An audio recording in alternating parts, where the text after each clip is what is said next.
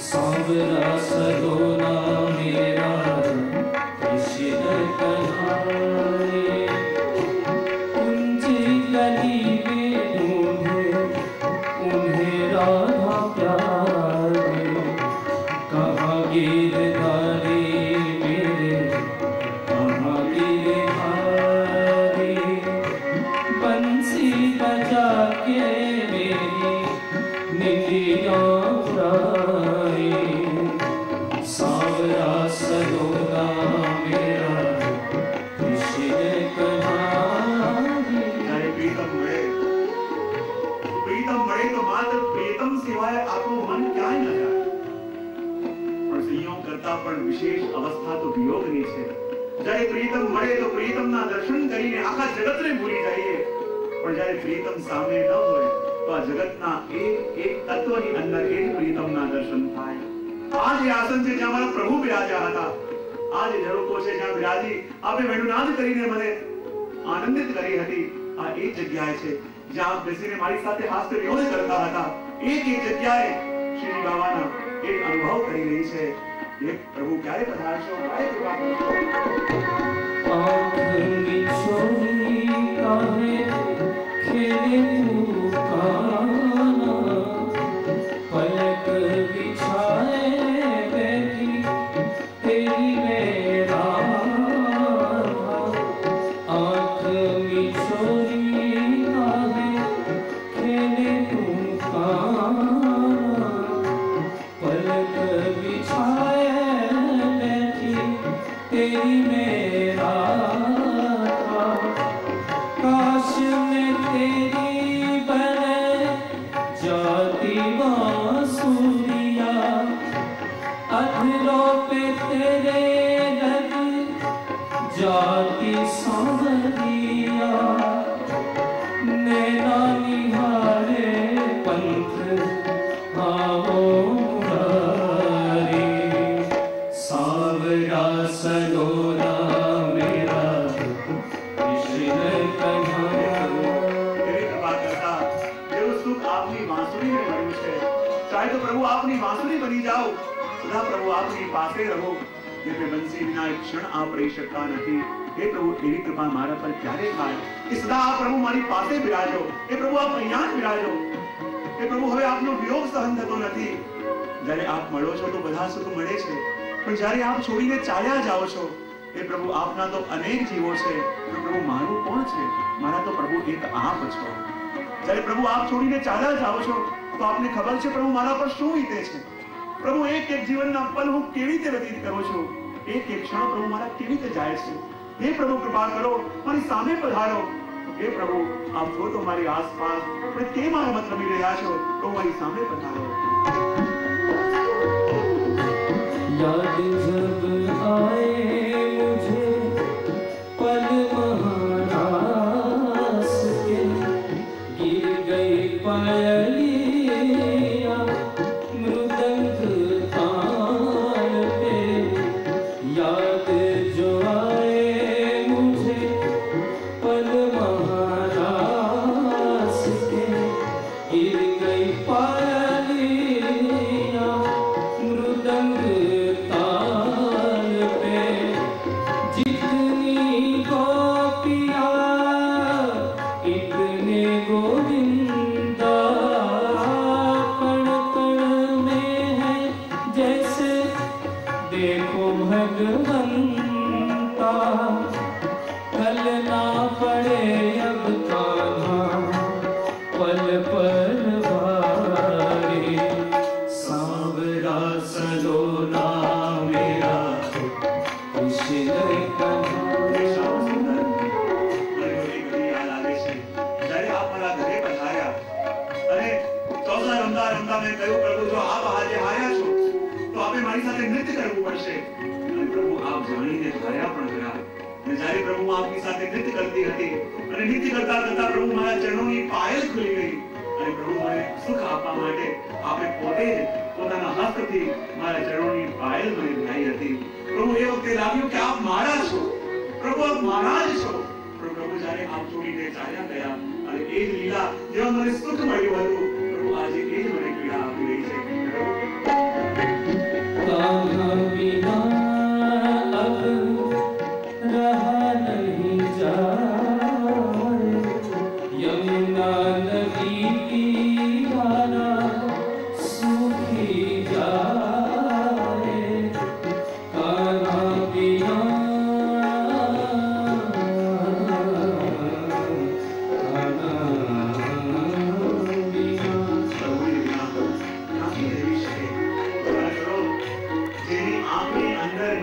કલી પડી રહી હોય એના નયનોને પણ ચેન ન પડે, પણ જેના નયનોની અંદર સ્વયં શ્યામ સુંદર સમાઈ ગયા હોય એને ક્યાંથી ચેન પડે?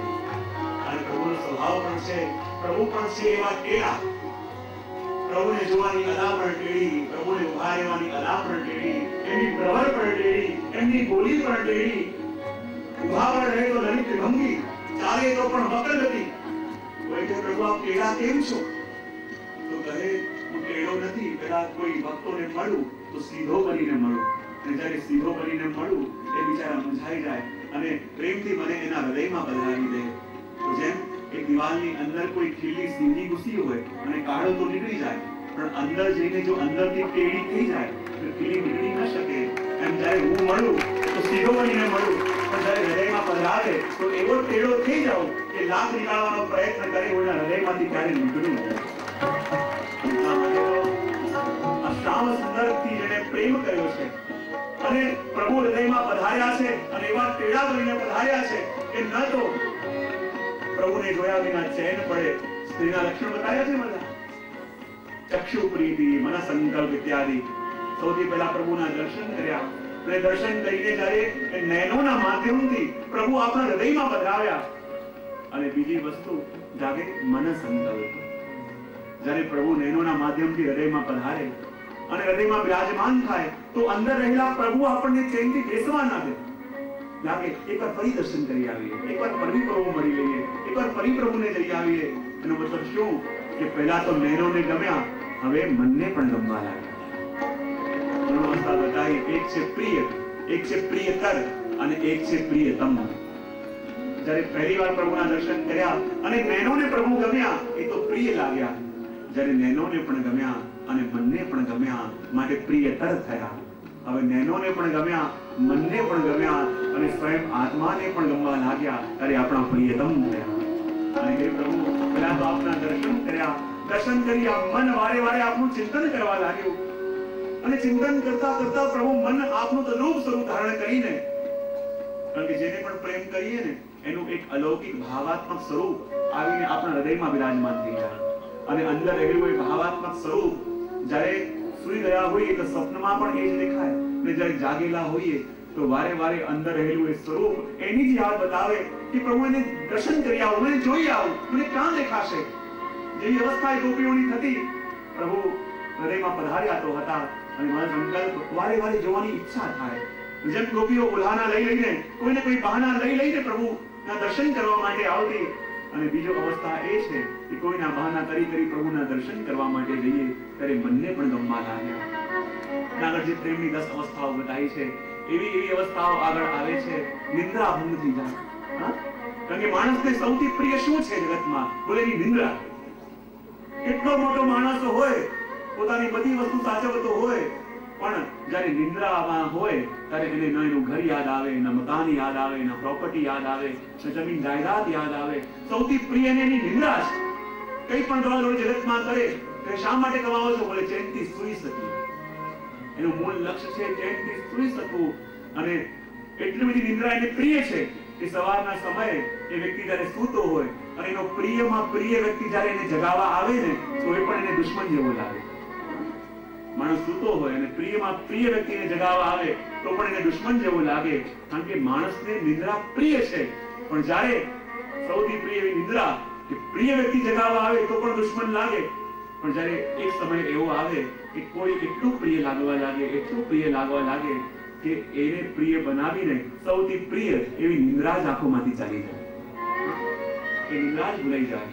બસ આખો દિવસ એનું ચિંતન કર્યા કરીએ, એનું સ્મરણ કર્યા કરીએ. આ આંખો બંધ થાય તો પણ એ માટે બંધ થાય કે આંખો બંધ કરીશું તો કદાચ સ્વપ્નમાં આવશે. અને ક્યાંક આંખો બંધ કરી અને આપણને લાગે કે જેટલો તાપ મારા મનમાં છે એટલો તાપ જરૂર એના મનમાં પણ મારા માટે હશે. અને કદાચ એક ક્ષણ માટે મેં આંખો બંધ કરી અને આવીને ચાલ્યા ગયા તો, અને જ્યાં એક ક્ષણ આંખો બંધ કરીએ અને લાગે ક્યાંક આવીને ચાલ્યા ન જાય અને આંખો ખુલી જાય. આગળ જેમ અવસ્થાઓ આવે એમાં એક અવસ્થા એ પણ છે જેને કહેવાય હિલક. હિલકના પદો આવે, પ્રેમની એવી પીડા જે ન તો કહેવાય ન પોતે સહેવાય. बात हिलक की कहासो कहिए. પોતાના પ્રેમની પીડા કોને કેવી કારણ કે ઘાયલ કી ગતિ ઘાયલ જાને, જે ઘવાયા હોય, જેને પ્રભુના નયન બાણોને સહન કર્યા હોય, જે પ્રભુની મધુર મુસ્કાનથી ઘવાયા હોય અને નયનોના તીરથી ઘવાયા હોય, તે ઘવાયેલા વ્યક્તિ ઘવાયેલાની વાત જાણે. ઘણીવાર વિરોધમાં કહેતો હું ને, ઘાયલ કી ગતિ ઘાયલ જાણે, પણ આ દુનિયામાં ઘવાયેલા મળે છે ક્યાં? જ્યાં જુઓ ત્યાં શિકારી મળે. ઘવાયેલા હોય તો ઘવાયેલાની પીડા જાણે. અને એ અવસ્થા જ્યારે આવે કે જ્યારે ન તો પીડાને સહેવાય, ન પીડા કોઈને કહેવાય, એ ગતિ છે. અને આગળ વધતા વધતા જે અવસ્થાઓ બતાવી છે બહુ સુંદર પ્રસંગ છે. પણ આ અવસ્થાઓ એક એક કરીને આ અજબ કોઈના જીવનમાં આપણે જોઈ શકીએ છીએ કે જે પ્રેમની અવસ્થાઓ, અને જ્યારે એ અવસ્થા આવી જાય પ્રસંગની કે જ્યાં જુએ ત્યાં એને પ્રભુના દર્શન થાય. જ્યાં જ્યાં નજર મારી ફરે યાદી ભરી ત્યાં આપની, જ્યાં જ્યાં ગુલો જ્યાં જ્યાં ચમન ત્યાં ત્યાં નિશાની આપની. અને એવી અવસ્થા પ્રેમની આવી જાય, અજબ કોઈની અવસ્થા કે જ્યારે પ્રભુ નથી પધાર્યા અને એવી અવસ્થા થાય કે ઘરમાં કોઈને બોલાવવા જાય અને મુખથી દેવ દમન એમ નીકળી જાય. એ તો પ્રેમની પરમ અવસ્થા છે કે જે મનની અંદર છે, જે આત્મામાં સમાયેલો છે, જે આપણા રોમ રોમમાં છે. ત્યારે નામ લેવાનો પ્રયત્ન કરવો ન પડે, પ્રભુનું નામ ક્યાંક પ્રગટ ન થઈ જાય એ છુપાવવાનો પ્રયત્ન કરવો પડે. એ તો પ્રેમની પરમ अवस्था છે. કોઈ કહ્યું છે ને कि खुदा करे कि मोहब्बत में ये मकाम आए, खुदा करे कि मोहब्बत में ये मकाम आए, किसी का नाम लूं और लब पे तुम्हारा नाम आए. એ જ્યારે અવસ્થા આવી જાય, નામ લેવા